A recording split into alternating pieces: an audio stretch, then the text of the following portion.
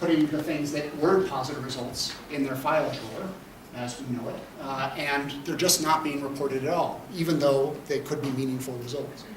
Another possibility is that people are being adventurous in their data analysis and finding ways to get a result that wouldn't have been less than P0.05 to be less than P0.05 through creative analysis strategies, because we see that as a critical factor for me being successful, which obviously undermines what we're trying to do, which is just represent the results as accurately as we can. Okay. Another consequence is on this clean, tidy, and messy dimension. And there are a number of interesting articles that have come out recently and I forwarded some of the links to Goran beforehand. And so if you're interested in these, I strongly recommend reading them. They are fantastic articles. One of them by Joseph Simmons, Leif Nelson, and Yuri Simonson, it came out in Psychological Science in 2011. They showed that playing the song When I'm 64 by the Beatles was able to reduce people's ages by a year and a half. Their actual age went down by a year and a half by listening to this song. So obviously that's preposterous, and that was their point. And what they showed is how it is they managed to do this. Through creative ways of retaining flexibility in their data collection practices and in their analytic practices, they were able to produce a result of P less than 0.05 that is entirely absurd. And said, look, isn't this great? We just did what we can do, and even though it's false. And so their implication is that if we do those practices even a little bit in our regular science, investigating things that we think might actually be true, we might be creating many more false positives, results that wouldn't actually hold up upon replication than we think we will. And then another great paper that I'll mention by Roger Greiner-Sorolla just gives a very eloquent case for how it is that the aesthetics of a paper really matter for its evaluation in peer review. Reviewers and editors, and even the researchers themselves, the authors, want it to be a very clean, coherent narrative. Right? That's a very helpful thing for comprehending it. It's a very natural tendency to want those things, but that's not always how it is. Please. You said I can interrupt. Yes. How can they, this is something that I agree with the point, I like this paper with this song, Yeah. but how do you assess the real age in other ways, but just knowing it when the person was born? So how can you get that result, even in fun? Yeah. That's what I don't understand. Yeah, They so did it. they just asked people what their ages were. And obviously in random assignment, you get some variation in people's actual ages between conditions. But what they did was they did a couple of different things. One is that they analyzed the data after every 10 participants. And then so that they could wait for random variation to differentiate the groups that are the young group versus the old group to be more different from one another. Second thing they did is they analyzed many covariates selectively. They added a covariate, they took out, so they would put in the father's age as a covariate. And just through randomness, that ended up producing a difference that isn't a difference. And so, why would father's age need to be a covariate? There's no reason that father's age would need to be a covariate. But because it is another way to analyze the data, it just is another occasion for chance to create a difference between these groups. And so I'll summarize some more of those, but there are many just different things that we think of as ordinary practices that really inflate the likelihood of getting results that aren't true. Yeah, I said generally I agree very much. I like the experiment in the paper. Yeah. The point is good. Yeah. Okay, Yeah, very thank you. good. Any other questions or comments? Okay, and then the last one is on confirmatory versus exploratory hypotheses. So we know that being able to have anticipated our surprising results makes us look smart. And so we are encouraged in subtle and sometimes explicit ways to speak as if we anticipated a result all along that was the consequence of exploration. Now, we need exploratory research. Exploratory research is very important because we are at the boundaries of knowledge. We don't know what we're doing, and often we're confronted by new results that we didn't expect. So if we didn't do any exploratory research, that would be a bad thing. The challenge is that we do exploratory research, and then we write our papers as if it was confirmatory research, as if that is what we anticipated, in order to make it a nicer story. And by doing that, we take advantage of chance, right? Because in exploratory research, we do more analyses, and we only report those that happen to reach the bar of significance. And so we are, again, leveraging chance to make things seem more true than they are. And Norbert Kerr has a very nice paper in 1998 called Harking, Hypothesizing After the Results Are Known, where he goes through some of the challenges with this practice. Okay, so all of these may be true, but I don't need to worry about this conflict of interest between getting things published and getting things right, right? Because I'm an honest fellow. I'm not going to do those things. I would stop them. But there is a field that you may be familiar with called psychology that suggests that that isn't the case. That even if I have good intentions, even if I'm trying to get it right, there are many things that will happen in my own mind that will make me do a lot of the practices that are really good for me, make things more publishable, but aren't necessarily really good for science. Right? So for one, I have motivated reasoning. If I do two analyses, and one of them looks beautiful, and the other one looks messy, beforehand, if I didn't know which was the right way to do the analysis, afterward, I'll be pretty sure which one was the right way to do the analysis. Right? It's the one that looks better for me. So I'll construct reasons to favor the things that look better for what is good for me, good for my life. Right? Yakov Chope and Mira Lieberman have talked a lot about temporal construal. The idea here is that the motive to get it right, me and my collaborators really want to get it right. But that is an abstract goal, right? It's a distant goal compared to very concrete goals of get it published, get the analysis going. All of the very unique concrete rewards are overwhelming against an abstract distal reward, like getting it right. Well, I hope it's right. Of course I hope it's right. But this one will get me published, and I really need to get tenure, or I really need that job, and my student really needs that job. Emily Cronin and her colleagues have shown that people are able to see biases in other people's behavior, but have a very difficult time seeing biases in their own behavior. Oh, sure, I see that other people are doing this adventurous analysis. I don't do that. We just figure out what the right analysis is, and it turns out that's the one that's the middle. You can go through our textbooks and find many heuristics and biases, and think about how is it that might impact the scientist's behavior in doing their science. And many of them have, you can construct an easy narrative for how they will have an impact. A fifth factor is minimal accountability, is one that I think is a pervasive one that we underestimate. And that is that what I do in my laboratory, you don't know about. I have very little accountability to you for my own lab's practices. The only people that know about what I'm doing in my lab are me and my collaborators. And sometimes my collaborators don't know all of the things that I do. And so I am positioned with enormous opportunity to do things that will help me, but lead me away from getting it right. The only accountability that I have in the standard practice is the published report itself. But the published report has a very small portion of what the actual research is, right? It only reports the analyses that I want you to see. It only reports the parts of the methodology that I bothered to describe. And it doesn't include the data or the original materials. And so it's possible, for example, that I had 10 different conditions and I did analyses comparing all 10, but I only reported 2 to you. And that would be misleading because it could erroneously produce results. And then the last challenge is that we're busy people. Even if I want to get it right, I have things to do. I have other projects to attend to. And so I have in my mind, I need to perform, I need to achieve, I need to get things done. And, oh my God, I can't think about all these other challenges. I have to move on, keep going. right? Our lab is working. We're working hard. We've got to keep this up.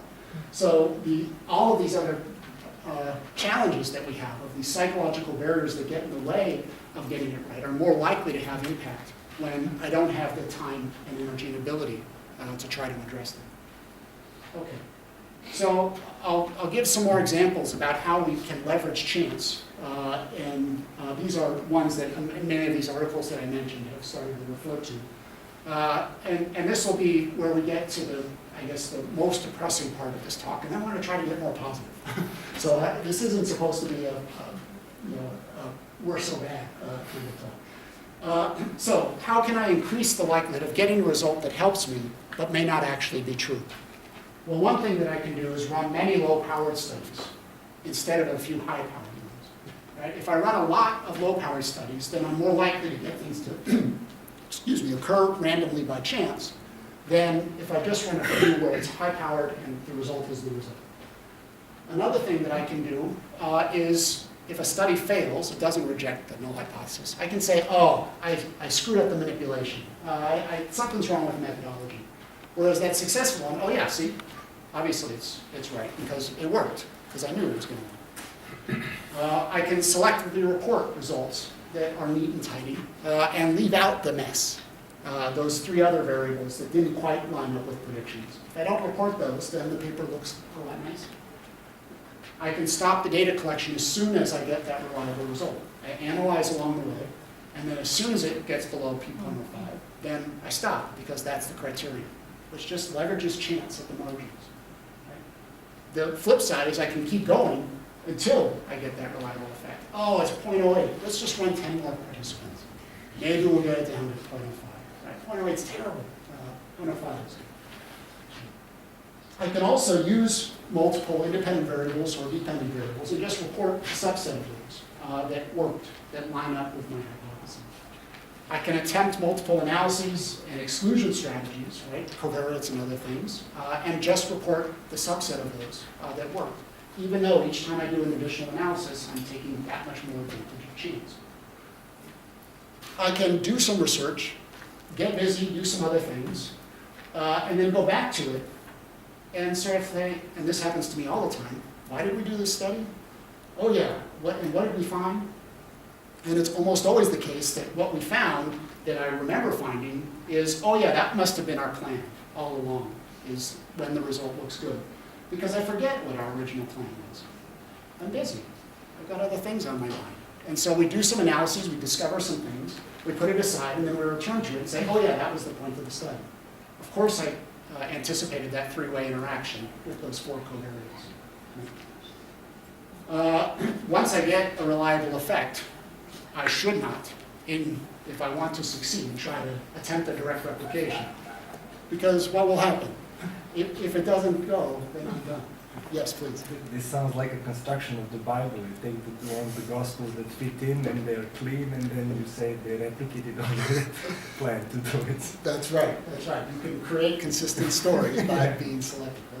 I hadn't thought of that particular analogy. Okay, so what do we do about these things? Well, this is a discussion that's happening in many areas of science now, from those biomedicine articles that I mentioned, and many other fields are confronting these same issues. And so a number of the suggestions, especially from other disciplines, have been among these. And I put a question mark here because I don't think that these are the right solutions. One that is a popular one is we should just raise the standards in the journals for what gets published. I'm skeptical of this primarily because the standards are really high. We want to raise them more. This is just going to increase because it doesn't actually do something to address the incentives, right? I need to publish. If the standards are even higher, that means I have to push even harder on my data in order to meet those standards, rather than decrease the likelihood that I'll do these adventurous things. Right? Maybe we should just teach better. Right? We need more methods training, and more statistics training, and more understanding of these issues. Teaching better is always good. But if you ask people, are you doing bad science because you don't know enough? Few people will agree. Right? I think I'm doing a great job. I think I know what I'm doing. I don't need to learn more. What are you talking about? So this notion only works in an abstract way. For the daily practice of individual scientists, they feel like they are true. We could instruct researchers and reviewers to value the right side, right? Teach them what we should value: replication, and negative results, and messy results, and exploratory results. And it's great to instruct people to value those things, but the problem is that they don't value those things, and there are reasons that they don't value those things. Right? It's likewise with journals. We could start journals for replications, for negative results, for messy results, exploratory results. But they're not valued in the field. So if we have a journal, and many journals have been attempted for replications and negative results.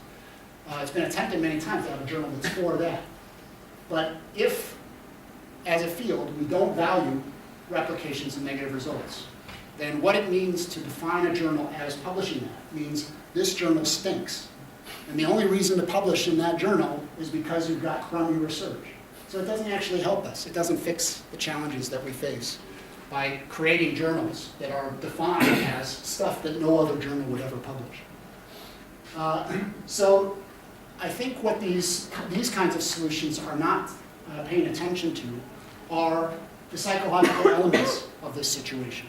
Right? This is where I think psychology has an opportunity to lead in how it is we can reform and shift the practices just a little bit to make it so that my individual incentives are better aligned with the scientific incentives, the scientific goals of getting it right. So the context that we face now is that the left side is valued almost exclusively at the expense of the right side. Right? Replications simply are not published in our journals, direct replications. There's one analysis in this recent special issue of Perspectives on Psychological Science that found that less than 1% of published articles report that they did a replication, either a direct replication, repeating the procedure, or a conceptual replication of trying to do that same thing in a slightly different way. So it's just not happening in our journals. Right? We value positive results. We know that in time and confirmatory. So we have a strong value for those things. And part of the reason that we have a strong value for these things over the harder things is because these are better.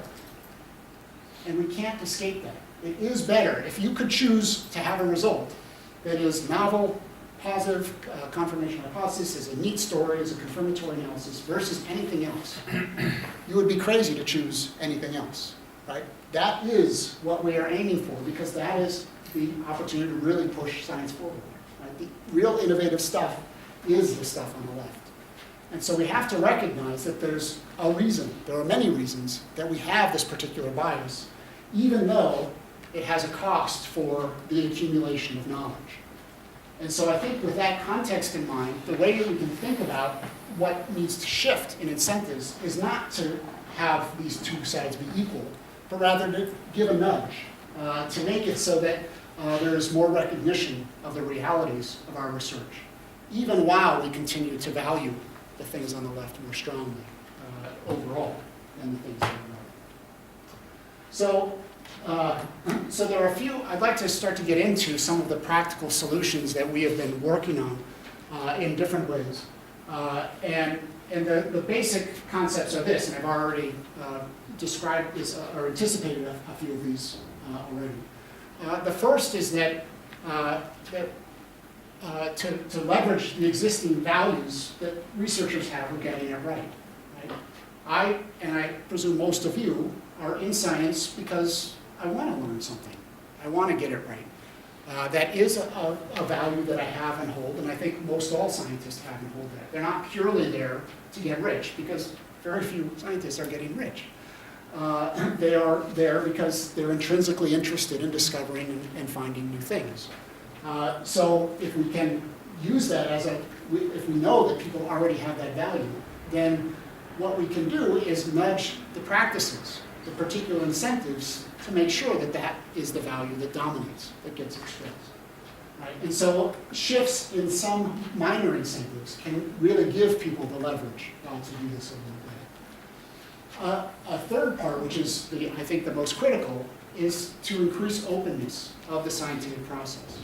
Right? As I mentioned before, the only thing that you know about what happens in my laboratory is the final report, what it is we put there.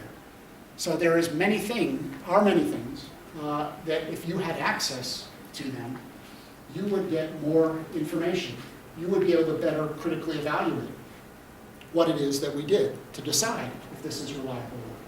So you could have access to my data, you could have access to the original materials, you could have access to our decision-making process in some way.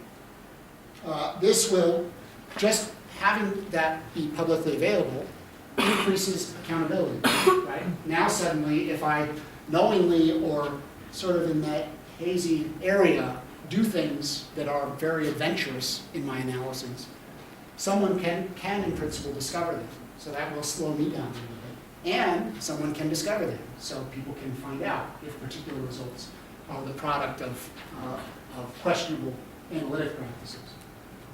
And then the last thing is that many of the solutions that have been offered to these issues do not respect the researcher's daily workflow. They're appended, added on to the process, which just makes more work for scientists.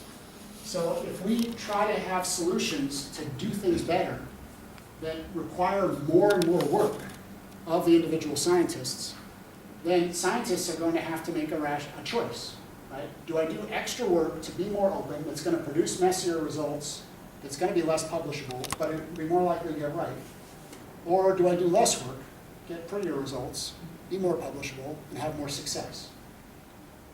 Unless I'm required to do the things that are appended or added on to the process, it's going to be very difficult on a day-to-day basis for me to do them. So any good solutions are going to have to be integrated into the process. So it's not really extra work for me. Rather, it's just part of how it is we do the science. So there is, for example, in medicine, a website called clinicaltrials.gov, and there are many others like it.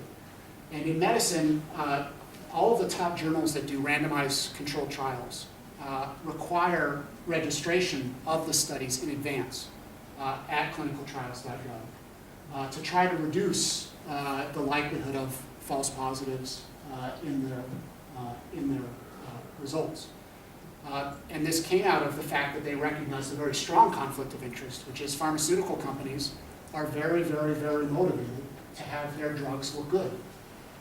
And so they will selectively report because they have millions or billions of dollars at stake in order to get this new trial approved, to show that it doesn't have negative effects, everything else. And so they created this system in order to try to reduce the likelihood that pharmaceutical companies would engineer results. And instead, just the results are the results, and everything's registered. And there's been some success with that. But in that particular model, it is an additional step, right? The registration process is something that the scientist has to do that takes a little while to go through all of the forms and everything else. That's an extra part of the process. They do it in that case because they have to. If they want to get it published in any of these strong journals, it has to be a registered trial. So if they instruct from above, then people will do these things. Okay, so here are some solutions that we have been working on or talking about from different ways. The first is to make doing replications worth more than nothing. It's not to make them equal to doing novel research, because we won't get there, and we shouldn't get there, right? Innovation is really what we're looking for. Those novel strategies is really what drives science. But if we can make some space available for replications in our journals, right? If journals, for example, would be open to submissions for replication research of important results from their own journal, right? Then that would be one way of saying, well, we can't replicate everything, but we can say, well, these are the 10% of research articles from our journal that are really having an impact on the field. So we really ought to know if those are true. The ones that everybody ignores, who cares if they're true or false? They had no impact. No one ever paid any attention to them after they were published, so we don't need to replicate them. We can also try to create give people ways to think about how they can integrate replications into their ordinary research process, right? And that is building replication and extension research designs, right? So we can, often we'll be inspired by a particular result and we'll want to do something based on the paradigm that another researcher has used. And so one way we could do it is just take their paradigm and change it for our own purposes. Another way we could do it is do their paradigm exactly as they did it and add our condition as a third condition, rather than just the two that they had, rather than change both of their original conditions. That way, in the process of doing the new novel stuff, I'm also doing the replication, so that both of them it's built into the process, so that it's both respecting novelty and replication. And there are a number of journals now that are starting to do some of these practices. So I am an editor of a special issue of Social Psychology, where we're accepting submissions now for registered replications. People planning to do a replication of an important result in social psychology, and they have to submit the introduction and the methods at the beginning. And that is what's reviewed. The original authors review it. The reviewers say this is close enough, or it's missing these things to do a good, accurate replication of the original result. And then it's accepted or rejected based on that review process. Once it's accepted, then the data is collected. And the results are the results. So it'll be published either way, assuming that they follow through with their original methodology. So the idea of this is that it minimizes the likelihood that we'll have a file drawer effect. We know that the study is being done. We know what the analysis plan is in advance. And as long as they just follow through with that, the result is the result. And it will publish that. And so other journals are looking at models to do very similar things, and including a very major journal, Perspectives on Psychological Science. They haven't denounced it publicly yet, so don't tell them, right? But they are going to do this on at least on a pilot basis for psychological science more generally. Okay, so that's one. Oh, and so this is what I just described, the structured replication process. The only addition that I'll make here is that the materials and analysis plan is registered publicly. So they have to register it, and it's public knowledge that this is being done, so that it doesn't disappear. Please. Came to my mind when you were speaking about raising the standard and how it could actually make it even worse. But what about raising the standard in this direction? For example, that you have, which are today normal journals, that you will have journals for, let's say, first-time results, and that they don't count as much as those that are at least once replicated. That would be, I think, a good way to raise the standard. Yeah, maybe. That's a very interesting idea, and a variation of that, I like that. A variation that many groups are discussing right now is having a formal distinction in results sections between confirmatory analyses and exploratory analyses. Saying, of course, we want exploratory analyses, but we just need to know which is which. So if you have registered this particular study and you run the analysis as you plan, then you get to put it in the confirmatory section, which gives you more confidence, right? Even if it's the first time, we can have more confidence in that than the first time exploratory analyses. So it's close to what you're describing, but in order to have at least two groups that would do the same thing before it's really acknowledged. As we can be confident in that. I like it. Yeah.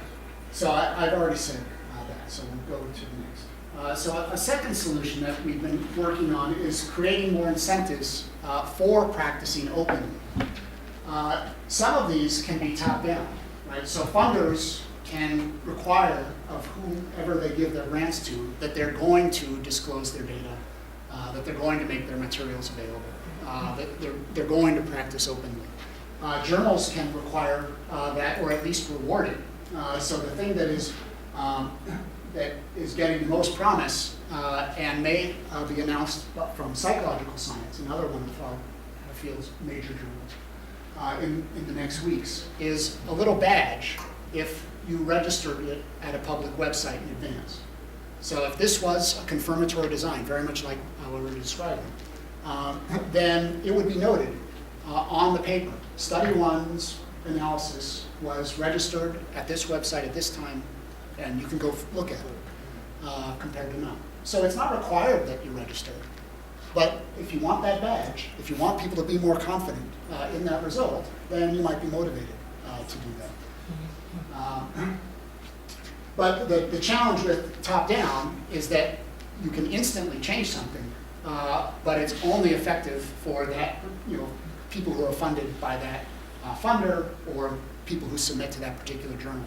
Right? If a low-status journal imposes something that researchers see as onerous, that they don't want to do, then they'll just go to other journals. They won't bother publishing in that journal anymore. Psychological science has more leverage because they're very high-status journals. So they can say, if you want to get in our journal, then you need to do these things. And people are more likely to do it because they want to get in that journal.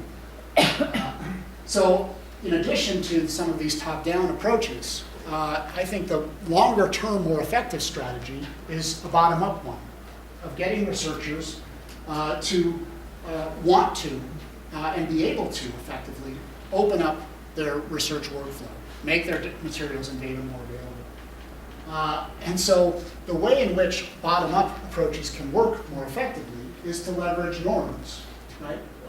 And norms being, of course we should be practicing openly. That's what science is all about, right? Science is not a hierarchical discipline in any, there isn't a body that says this is what's true and this is what's false. It is an accumulation of knowledge by a distributed set of researchers. Right? We each are contributing to this body of knowledge. And the only way that we can do this as a distributed system is to have incredibly good communication. It has to be the case that I know what's happening in your lab and what you're finding in order for it to inform what I do. And then it's our conjoint efforts that end up leading to knowledge. So the more openness we have, the better ability we have to exchange that information and accumulate knowledge. So that norm is an easy one to promote because people understand the value of openness very easily in science. If I don't know what you found, then I can't use it. I can't learn anything from it, and vice versa. And then we can, if we can build ways that people can gain reputation, can gain status with openness, then it may make openness more attractive, right? So the challenge is that people, reputation is a scientist's best asset because we don't make a lot of money doing what we do, but we can gain reputation as someone that does good work in that area, and that's something that we can use to feel good about. And so if we can use methods of reputation building and openness itself, then that can be another way that people will be incentivized to do it. So the primary way that we've been developing this is with software. We've been working on some software infrastructure called the Open Science Framework that aims to make it easy for people to practice more openly. So and I'll demonstrate the software here. But it is to facilitate collaboration, to help people document their research, to archive it so that they can find their own research materials later, that they can get their collaborators' research materials, to make it easier to share those materials with other people if you want to share those materials or data, and to register hypotheses or analysis plans or results or whatever it is that you want to register. So the key part from our point of view is that we trying to develop this to respect and integrate right into the ordinary workflow. Rather than making additional work that someone has to do other than what they would want to be doing anyway to manage their daily work, it tries to get right into how is it that this can help someone be more efficient or productive in their daily work. It also provides some incentives for practicing openly, some ways to increase your reputation by making things available and documenting that people are paying attention to your things. It replaces what ad hoc archiving with a shared solution. So what I mean by ad hoc archiving is that the way that I store my research materials and my data on my computer is probably quite different than the way that you store yours on your computer. If you email me and say, I'd really like the materials from that study you did 6 years ago, I'll probably say, maybe I can find that. That grad student left. I don't know what happened to that computer. I don't know where it is. And if you're a member of my laboratory and you come in and you say, oh, that study that you did 6 years ago that you never published, I really want to extend it, I'll probably say the same thing. So even within my own lab, I can't get access to all of the materials from my own lab because it's hard to have a good system to archive and manage all of these things. So if we can replace that with a solution that we all use in common, that is not dependent on my machine continuing to work and that graduate student continuing to be there, then my own workflow will be improved, let alone whether I share it. The other thing it does is it merges private workflows with public ones. Right? It would be too much to expect us all to practice openly throughout the whole time that we're doing our research. Right? We have a really new idea that we're really excited about, but we don't want everybody else to know about it yet. We want to first understand it a little bit better and then make it available. Well, the system allows for people to work privately within their collaborative team, and then just whenever they're ready, if they're ever ready, make those materials public. And so it integrates top-down and bottom-up solutions. So journals can require or encourage people to use the system. And journals can interact with the framework while people just simultaneously use it themselves, whether they're involved in, whether they're intending to link it to a journal or not. So, and then the last thing is that it's not psychology specific. So it's a system that's intended to be general for scholarship or scientific scholarship in particular in general. So it opens up opportunities for collaboration. And I'll get to that part later. So I want to show this, but first I want to acknowledge this is collaborative work with Jeff Spies, who is finishing his PhD this spring in my laboratory. So this is, the website is now in public beta, so you can go in and start your own accounts, and I'll give you the address now. There's also a 3-minute video that you can watch, which is a summary of what I'll show you right now. But the website is openscienceframework.org, and essentially what it does is it organizes my work into projects. So I go to my dashboard, which you're seeing here, and this is a list of the projects that I have in the system. And these are just the titles, but I'll open up one. So I have a project that we call Intuitions About Souls, and it's people's beliefs about what a soul is like if they believe that a soul exists, right? Can a soul smell? Can it see? Can it hear? We don't need to get into the details there. But what you see here is a lot of things that will probably look very familiar from sort of Web 2.0 technologies. So the title here and then the list of contributors, Jeff, myself, Carly, when it was created, and then a number of different functions. There's a wiki, where it's just a very editable wiki, like many wikis online now are, where we can describe things about the study. There are tags, where I can have different search items so that people can discover this more easily. And there's a logging system. Everything that I do in the system, or that any of my collaborators do, is automatically logged, what the changes were and when they happened. And then there's different components of the process. So we have our analysis scripts, and our data are just the project pieces in the file, in this system. So, and those include different kinds of files. So I have analysis script files from this project. Oh, that's probably too low for you to see. Analysis script files that you can just grab instantly and use yourself. So if I were starting this project, or if I added a new collaborator, I would just click Add here, and I would search the system for someone else in my group that was joining the project. I'll add Nicole here. And then it adds her to this project, and now when she logs in, she has access to all these materials and can edit it herself and do things. If I want to add a new component, because I have new materials, I just give it a title, give it a type, and then that component appears. Right? If I want to upload files, let me go to analysis scripts. If I want to add some files, all I have to do is drag and drop them from my desktop.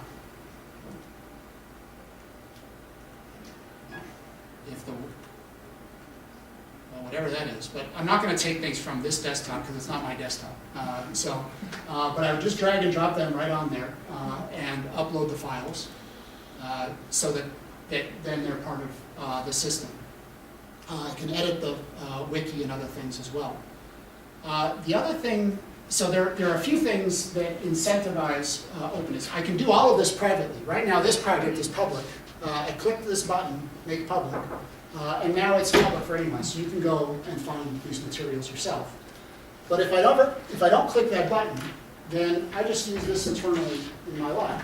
So we have many of our projects that are the ongoing projects that we're doing. This is an old project that are private. But what we have is a very simple process where when we start a project, we create a project node, we add the collaborators, and then the collaborators each upload their files to the project as we accumulate them, and then everybody has access to them forever. Right? So now I don't have to find that graduate student, and that graduate student doesn't have to find that file on the machine. It's all here, it's always here.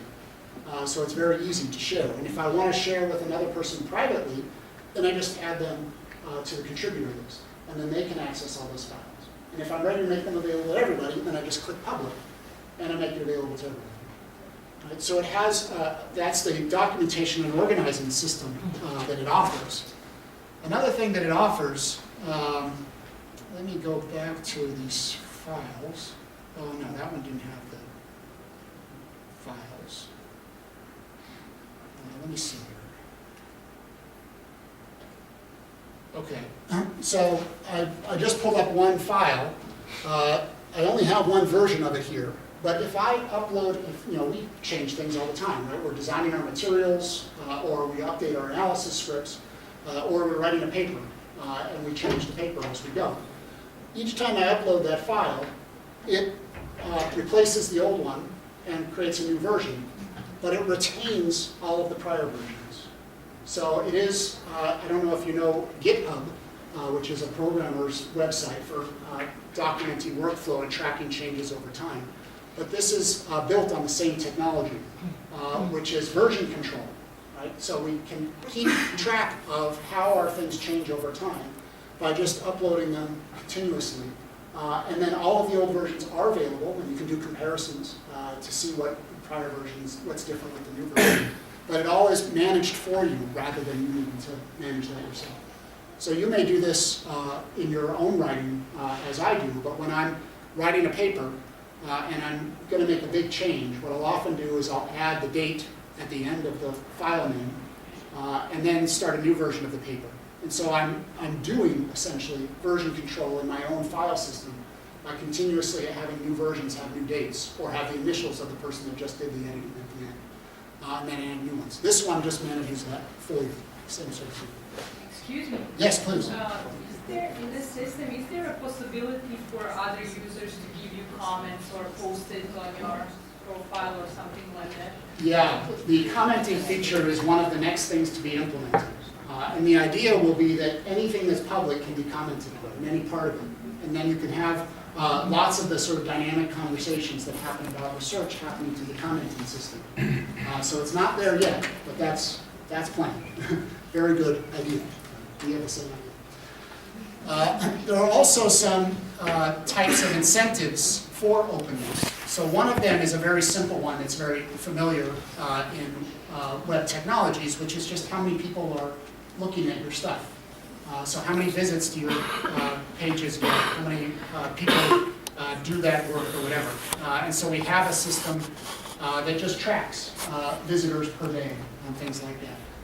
Another feature is a forking system. Forks in programming are a way to create two versions, two branches of a program. So different people are working on a particular piece of software. They can fork it so that they have their own version of it that they edit, and then sometimes they merge them back later. Well, the idea here is that if I'm doing some research that you're interested in adapting for your own, then what you can do is create a fork. You can say, I want to take that project and bring it into my own system. And so as soon as you do that, as soon as you create a fork of a particular project, then it exists anew. So I'll just do it real quick here. So intuitions about souls, I click the fork button over here. And what it does is it creates a brand new version of that study, of that project, with all of the materials in it. So this is now a new version, fork of Intuitions About Souls, and I can rename it. Now I am the only contributor. And it shows where I got it from. So forked from this link. So if I click on that link, it goes back to the original one that I just forked. So you always have a record of where it came from. So it can document the evolution of an idea or of materials or of a project, but always give credit to the origination of it. So I can share my materials now, and if you choose to adapt them and you fork them into your own system, you can do whatever you want to do. But I still get credit if people use yours, because it has a link back to where the original source was. And so this is a means of incentivizing more sharing, because people that create, for example, a very interesting data set that many people might use and analyze and publish from, if they publish that data set here, then many people might create forks of it to bring into their own system and do their analyses. But all those forks go back to the original origin. So it is a functional citation, very much sort of an expanded concept of citations in journal articles, right, which are just inspired by. This is actually, a fork is actually, I'm using these things in some meaningful way. Okay. So that's enough for now of what that system is. Oh, that's different. Okay, and so the last, I think this is the last example on here, and then we'll try to stop for conversation if anybody would like to, is to offer a means of registration. And registration is the main point being to make it easy to distinguish what is a confirmatory analysis plan versus an exploratory one, so that both can be valued. Many people worry that, they just say, well, exploratory research isn't valued, that's why we call it confirmatory research. I think if we implement a system of registration to call things that are really confirmatory, then what we'll notice is that much of our research is exploratory. And so the ironic effect, I think, would be that people would start to value exploratory research more by recognizing that a lot of the time that's what we're doing, because we're doing hard stuff. We don't know what the answers are. So we should free ourselves to be able to call it exploratory, and then that just increases the importance of doing replications to provide some additional assurance of this is just the first time I found it. So I need to do a replication for and then the other opportunity that registration offers is that it can completely eliminate the file drill. Right? If we have a standard practice of registration, then all products are known, or at least they're knowable. And we no longer have research that just somehow disappears. Even if I don't write it up for publication, at least there is a record of it in the system. So I don't need to summarize this. So I'll just show you real quick how it is we do registration to try to integrate it into the process. So if I am, actually let me show you. So just making clear, I made this fork before.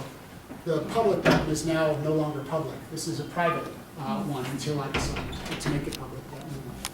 But let's say, let me go back to the original one. And let's say that I am ready to register these materials. I've created it in such a way that I now say this is a version that I want to have a record of. Well, I can click on registrations. And there's many registrations here because we use this one for demonstration purposes. But what I do is I click on new registration, and then I am confronted with templates. And anybody can create a template. A template is simply metadata, additional information about what it is that you're registering. And so I can select the OSF standard pre-data collection template, just for illustrative purposes. And then that template asks me a couple of questions, right? Is data collection underway or complete? No. Have you looked at the data? No. And then I might put some other comments in, and then I could type continue to confirm that I'm ready to register. and then I click register. And so journals may have their own registration functions, funders may have their own registrations, individuals may have their own registrations. That's just data, metadata. But what it creates when I click register is a read-only version of the project as it existed at that point in time. Everything that's in the project is frozen. So this is everything that you saw previously, but now none of it can be changed. And so this is a new URL, a new link that is now a permanent link. And so if you put that link into your paper and say this is where it was registered, it will confirm the date and the time that it was registered. It will show you all the materials in the project as it existed at that particular point in time. And then I can go back to the original project. Because there is, and then it also has that metadata. So if I go back, if I click on supplement, then I can see the metadata that I had entered for that registration. So the project now exists as a registered project, but it also is added to my original project. So I can still edit my original project. This is now back to the project that I was editing. I can continue doing things. And the registered version just sits independently of that.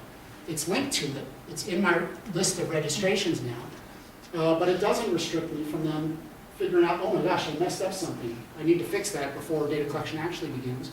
Put a new registration in. And then just provide an explanation for why this new registration is here and that things still have that. So all of those are still there and discoverable. So that's enough. Right? Excuse me, do you have Yes. to make it public in order to register it? No. Or- Okay, great. So you can register privately because you want to have registered, but you're not ready to show everybody. And then later make it public. Good one. So the last thing that I'll mention of what the system is doing is it's attempting to integrate, or one of the goals is to integrate across many different technologies. So there's lots of tools now that are being developed to make openness or sharing easier. Right? So there are many, the Dataverse network and others, Google Drive, are ways to share, make sharing data more easier, right? Repositories for data. And there's also a number of mechanisms. Like one thing that we're working on now is a Dropbox function for the Open Science Framework. So instead of needing to log into the website and drag and drop things there, you just have particular files, folders on your desktop